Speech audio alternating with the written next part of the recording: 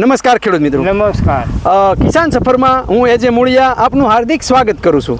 ખેડૂત મિત્રો, ખેડૂત સુખી તો બધા સુખી, આ વાત લઈ અને આપણે દર વખતે એ ખેડૂત મિત્રોને મળીએ છીએ અને ખેતીની અંદર નવા પાકની માહિતી મેળવવાનો મિત્રો આપણે પ્રયત્ન કરીએ છીએ. મિત્રો, આજે આપણે વાત કરવી છે એ ડુંગળીના પાકની. મિત્રો, ડુંગળીનો પાક એ ખૂબ અગત્યનો અને ખૂબ જ જે છે માવજત માગી લેતો એ પાક છે. ત્યારે આ ડુંગળીના પાકની અંદર વર્ષોથી જે છે એ ડુંગળી વાવનાર અમારા પ્રગતિશીલ ખેડૂત ની મુલાકાત મિત્રો આજે આપણે લેવાના છીએ. એ ડુંગળીનું કેટલું વાવેતર કરે છે, ડુંગળીની અંદર પાયામાં કેવા ખાતરોનો ઉપયોગ કરે છે, એની અંદર કેવા રોગ જીવાત આવે તો કેવી દવાઓનો છંટકાવ કરે છે, કેટલું બિયારણ જોવે, પિયત કેવી રીતના આપે છે, કેટલા દિવસે ડુંગળી તૈયાર થાય અને કેવું ઉત્પાદન લે છે, એની વાત એ મિત્રો આજે આપણે કરવાનો પ્રયત્ન કરીએ. સૌ પ્રથમ એ પરિચય લઈએ અને ત્યારબાદ આપણે આગળ વધીએ. આપનું પૂરેપૂરું નામ? નામ દામજીભાઈ મોહનભાઈ રામોદ, તોગડિયા. દામજીભાઈ મોહનભાઈ તોગડિયા, રામોદ. તાલુકો કોરડા સાંગાણી, જિલ્લો રાજકોટ. હવે દામજીભાઈ, તમે ડુંગળીનું વાવેતર કેટલા સમયથી કરો છો? અમે કરી છે 10 વર્ષ થયા. 10 વર્ષથી ડુંગળીનું વાવેતર કરો છો, બરાબર. આ વર્ષે કેટલા વીઘામાં ડુંગળીનું વાવેતર કર્યું છે? આ છે 14 વીઘા. 14 વીઘાની અંદર ડુંગળીનું વાવેતર આ વર્ષે કરેલું છે. ડુંગળીનું વાવેતર કયા સમયગાળાની અંદર કરેલું છે? કીધું વૈશાખ મહિનામાં. વૈશાખ મહિના. એટલે કે ટૂંકમાં ચોમાસાની શરૂઆત થયા પહેલા. ચોમાસાની શરૂઆત વાવણી પહેલા 8-10 દિવસ વવાઈ ગઈ. ડુંગળીનું બિયારણ કયું પસંદ કરો છો? વાવ્યું તો વાડીએ જ. હા. એટલે ઘરનું જ બિયારણ તૈયાર કરેલું છે અને ઘરનું જ બિયારણ જે છે એ વાવેતર કર્યું છે. વીઘા દીઠ કેટલું બિયારણ આપો છો? વીઘા દીઠ 1.5 કિલો. વીઘા દીઠ 1.5 કિલો. 1.5 કિલો, ત્યારે 1 કિલો ને 200 ગ્રામ. બરાબર. અત્યારે ચોમાસામાં જે છે એ વધારે 1.5 કિલો. કોઈ હુકાય, કોઈ મૂંડા હોય, એ અટાણે જ હોય ચોમાસામાં. બરાબર. એટલે એનું પ્રમાણ જે છે એ ટૂંકમાં અત્યારે વધારે રાખો છો? હા, વધારે. બરાબર. હવે આની અંદર પાયાના ખાતરો તરીકે શેનો ઉપયોગ કરો છો? શેનું કાંઈ નથી નાખ્યું, ખાતર નહીં તે. ખાતર કોઈ જાતનું નહીં? એક સપટી ખાતર નથી નાખ્યું આમાં. ખાતર આ વખતે કોઈ જાતનું આપવામાં આવ્યું નથી? ઉરિયા નથી નાખ્યું. ઉરિયા ઓલું સાઈટું છે. ઠીક. નેનો ઉરિયા છંટકાવ કર્યો? ઓલું ઉરિયા છંટકાવ નથી કર્યો. બરાબર. અને આની અંદર જે છે એ રોગ જીવાત આવે તો કેવી રીતના દવાના છંટકાવ? પછી જુવાનિયા છાંટતા હોય, હું કઈ છાંટતો મારે ખાલી નીંદવાનું. આ સૌથી પહેલા નીંદવું છે, ક્યાંય બોખડું ખડ નથી. જો ખેતરમાં કોઈ નિંદામણ જે છે રહેવા નથી દીધું? સૌથી વખત જે છે એ નિંદામણ તમને કોરી ન જડે 15 વીઘામાં. હા. એક કોરી ખડ ન જડે ક્યાંય. બરાબર છે. એટલે કે નિંદામણ બાબતે જે છે એ ક્યાંય બીજું વાંધો ન આવે? સૌથી વખત નીંદી નાખ્યું? સૌથી વખત. બરોબર. આ ડુંગળીની અંદર જે છે એ વાત કરવામાં આવે તો કેટલા દિવસે દવા છંટકાવ કરો છો? દવા તો આમાં રોગ ઉપર હોય. રોગ આવે ને તો રોજ છાંટવી પડે, ન આવે તો 8 દિવસ જાય વધારે. એમ? બરોબર છે. આપણે તાવ આવે તો દવા લેવાની હોય, તાવ ન હોય તો શું લેવાની હોય? હા, એ વાત તમારી બરોબર છે. બરોબર છે ને? હા, બરોબર. એટલે કે જો રોગ જીવાત જોવે તો દવાનો છંટકાવ કરવો પડે, બાકી દવાનો છંટકાવ કરતા નથી. બરોબર છે. હવે આને પિયત ને એવું જે છે અત્યારે ચોમાસાનો સમયગાળો છે, પિયત એટલે સેજ લંગાઈને પાંદડું બેવડું એટલે પાણી મૂકી દેવાનું. હા. બરાબર ને? બરોબર. લંગાવા નહીં દેવાની આને. બરોબર છે. એટલે કે ટૂંકમાં લંઘાણા પહેલા એને પિયત આપી દેવાનું. હા, પિયત આપી દેવાનું. હવે બીજું મારે દામજીભાઈ એ પૂછવું છે કે આ ડુંગળીના પિયત જે છે એ કેટલાક સમય પિયત આપવા પડે? કેટલા પિયત આપે પાકી જાય? આમાં છે ને 8 પાણ જોઈએ, 10 પાણ જોઈએ, 12 પાણ પર જેવો ખેડૂત. અમારે આ 4થું પાણ છે. પાણી આવી ગયું ને અડસેલા રાખી. બરાબર. અને આ હરિયું તો 1200 ફૂટનું છે. 1200 ફૂટનું લાંબુ? 1200 ફૂટનું. આ છેડે ઓલા છેડે જાય. બરોબર. એટલે કે ટૂંકમાં પિયત જે છે એ તમે 8 થી 10 પિયત આપો છો? 10 પિયત આપો. બરાબર. ડુંગળી જે છે એ તૈયાર જે છે કેટલા મહિને થઈ જાય છે? તે 4.5 મહિને. 3.5 મહિને થઈ જાય, પણ 4 મહિના પાછળ હોય ને તો 4 મહિના પકવવી પડે. બરાબર. અત્યારે 4.5 મહિના જેવો સમય લાગે? 4 મહિના જેવો. શિયાળામાં 3.5. બરાબર. શિયાળામાં જે છે એ વહેલી પાકી જાય.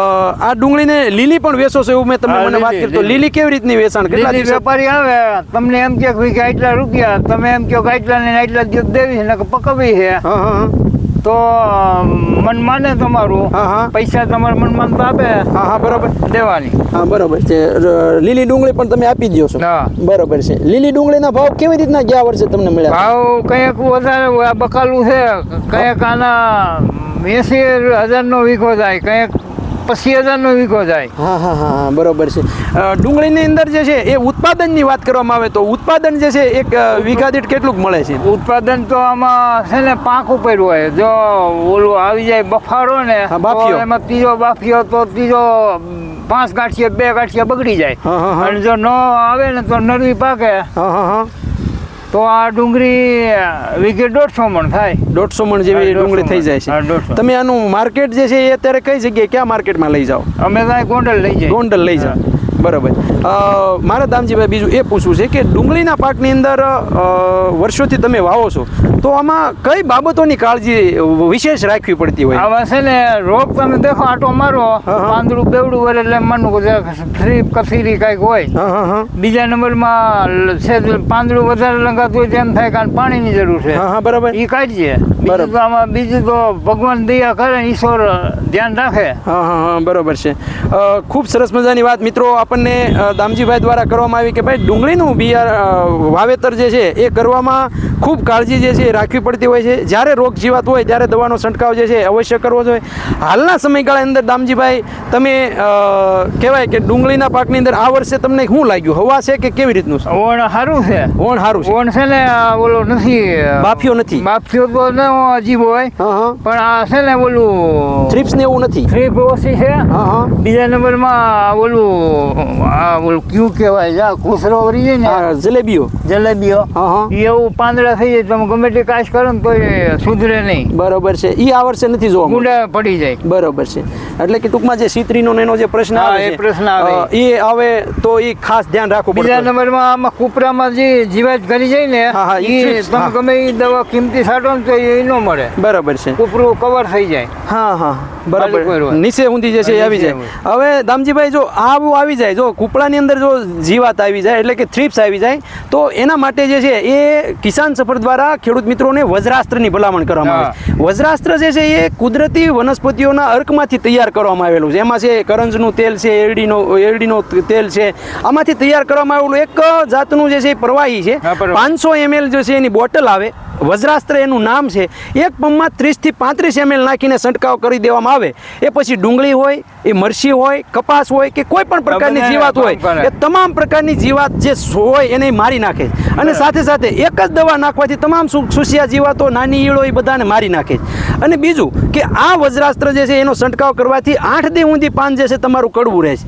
અને કોઈ પણ પ્રકારનું એની અંદર કેમિકલ હોતું દેશી. નથી. એટલે દેશી. હા. એક પંપમાં 30 થી 35 ml જેવું છે એનું નાખીને છંટકાવ કરી દેવામાં આવે તો એનું ખૂબ સારું રિઝલ્ટ એ વજ્રાસ્ત્રથી જોવા મળે છે. હવે તમે બીજી વાત કરી કે આ જે જલેબિયાનું એટલે કે ઘૂસળીઓ આવી જાય અથવા તો જે છે એ ટૂંકમાં સોળમાં જે છે બાફિયું આવી જાય હા. તો એના માટે કિસાન સફર દ્વારા બુલડોઝરની ભલામણ કરવામાં આવે. આ બુલડોઝર જે છે એ તમામ પ્રકારના ફૂગને મારવાનું કામ કરે અને એ પણ જે છે 100% પ્રાકૃતિક રીતે તૈયાર કરવામાં આવેલું છે. એ એક પંપમાં ખાલી 5 ml નાખીને છંટકાવ કરવાનું છે અથવા તો 1 એકરમાં 2.5 વીઘામાં 100 ml પાણી સાથે એને આપી દેવાનું છે. જો એને આપી દઈએ તો એનો મૂળનો વિકાસ સારો થાય, છોડનો વિકાસ સારો થાય, જલેબીઓ આવવાનો કોઈ પ્રશ્ન ન રહે અને જે આપણો બાફિયો આવે એ પણ આવવા દેતું નથી. એટલે આ જે બુલડોઝર અને વજ્રાસ્ત્ર એ ડુંગળીના પાક માટે ખૂબ અક્ષીર અને ખૂબ સારામાં સારી દવા છે. બુલડોઝર જે છે એ 600 રૂપિયાનું 100 ml આવે છે અને વજ્રાસ્ત્ર એ 700 રૂપિયાનું 500 ml આવે છે. અને લગભગ જે છે દરેક તાલુકાની અંદર આ દવા જે છે એ બધી જગ્યાએ મળે છે. ગુજરાતના કોઈ પણ ખૂણે આ દવા મેળવવા માટેનો નંબર છે 78 78 26 12 30. આ નંબર ઉપર મિત્રો ફોન કરી અને તમે બુલડોઝર અને વજ્રાસ્ત્રનો ઉપયોગ કરી શકો. જો તમારી ડુંગળી વધતી ન હોય, ડુંગળી જે છે છોડનો ગ્રોથ સારામાં સારો થતો ન હોય, મૂળ વધતા ન હોય, દેખાવે પીળી લાગતી હોય તો વનામૃત કરીને દવા આવે છે. કેવું આવે? વનામૃત. એ વનામૃત જે છે એ પણ આખા છોડની દેહધાર્મિક ક્રિયા સુધારે છે અને છોડનો આખો સંપૂર્ણ વિકાસ કરે. એક વખત તમે વનામૃત આપો એટલે 1 વીઘામાં 1.5 વીઘામાં 1 લીટર આપવાનું હોય. એને તમે આપી દો એટલે આખા છોડની અંદર તમને ફેરફાર જોવા મળશે. મૂળનો વિકાસ સારો થાય, છોડનો વિકાસ સારો થાય, દડા જોરદાર બનશે, ઉત્પાદન જે છે એની ક્ષમતાઓ આખી વધારી દેશે. એ 500 રૂપિયાનું લીટર આવે. બરાબર. તો આ ત્રણેય દવાઓ જે છે એ ડુંગળી પકવતા ખેડૂત મિત્રો ખાસ જો ઉપયોગ કરે તો એને દવાનો ખર્ચો જે કાંઈ આપણા બજારમાં જે દવાઓ મળે છે એ દવાઓ કરતાં એકદમ સસ્તા ભાવની અને સારામાં સારી રીતે એ આ દવા એનો ઉપયોગ કરે તો રિઝલ્ટ પણ 100% મળે છે. હવે એ દવામાં પાછી કંપની જવાબદારી લે છે કે જો તમને રિઝલ્ટ ન મળે તો તમે જ્યાંથી લાવે ને આ ડબલું તોડેલું પાછું દઈ દેવો, તમને પૈસા પૂરેપૂરા પાછા આપી દેશે. તો આવી જવાબદારી સાથે મિત્રો એ બુલડોઝર, વનામૃત અને વજ્રાસ્ત્રનું કામ છે. તો જે ખેડૂત મિત્રોએ ડુંગળીનું વાવેતર કર્યું હોય એ ચોક્કસ એનો ઉપયોગ કરી શકે દામજીભાઈ. બરાબર. બીજું દામજીભાઈ, અમારા ખેડૂત મિત્રો માટે આપણે ખૂબ સરસ મજાની ડુંગળીના પાક વિશેની માહિતી આપવા બદલ હું એજે મૂળિયા આપનો ખૂબ ખૂબ આભાર માનું છું. ખેડૂત મિત્રો, ખેડૂત સુખી તો બધા સુખી.